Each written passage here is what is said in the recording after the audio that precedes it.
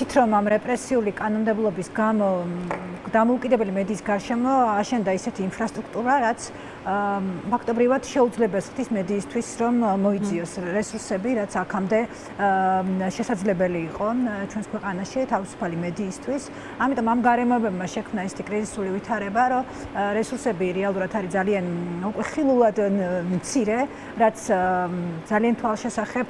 რისკს ქმნის, რომ ხვალ შეიძლება დამოუკიდებელი ონლაინ გამოცემები, რომლებიც დამოუკიდებელი საქართველოს ისტორიაში სხვადასხვა წლებში ხო ქვეყნის სხვადასხვა კუთხეში ხარაგაული, აჭარა, გურია იქნებოდნენ და ქმნიდნენ დამოუკიდებელ მედია ორგანიზაციებს, რომელიც იყო იმედი საზოგადოებისთვის და ადგილობრივი თემისთვის, რომ მათ გაეჟღერებინათ საზოგადოების ხმა და ადამიანებს ჰქონდათ ეგულებოდათ ის მედია გამოცემები, რომელიც აშუქებდა მათ პრობლემებს და მათი ხმა თუ იქნებოდა გაგონილი, ეს იყო გარკვეული იმედი იმის, რომ ამ ზეწოლით, გარკვეული გადაწყვეტილების მიღებ პირებს ზეწოლის გზით შეიძლებოდა მათი სიმართლე და საჭიროებები დაკმაყოფილებულიყო და დღეს რეალურად გვაქვს ეგეთი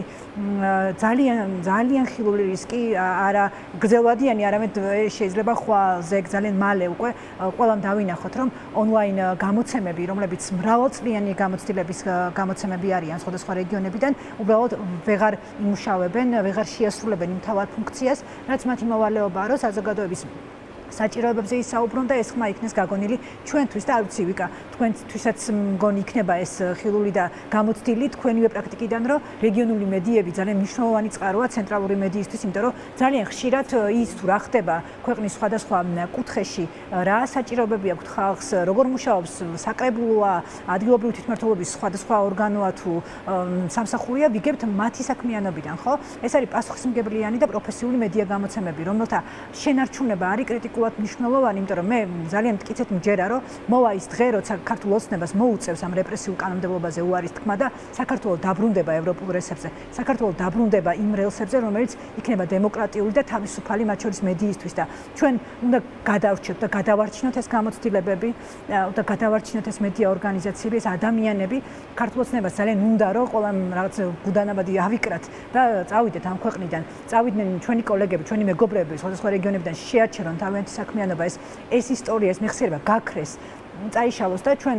ყველანი მტკიცედ ვამბობთ, რომ ამას არ დავუშვებთ. არ დავუშვებთ და სწორედ აი ამ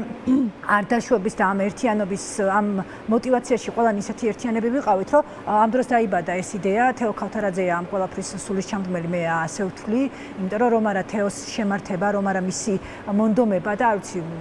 ძალიან მასშტაბური შრომა ჩადო ამ ყველაფრის ორგანიზებაში მან ქეთევან ქავთარაძემ და ასევე ირმა მოსულიშვილმა, რომლებმაც 22 მედიისთვის, იმიტომ რომ ჩვენ გვინდოდა ეს გვეჩვენებინა. ეს არის გზავნილი საზოგადოებისთვისაც, რომ ჩვენ არ ჩერდებით, არ მივდივართ, ვაგრძელებთ თქვენთვის მუშაობას, მაგრამ ეს რომ იყოს შესაძლებელი და ქვეყანა მივიყვანოთ იმ მომენტამდე, როცა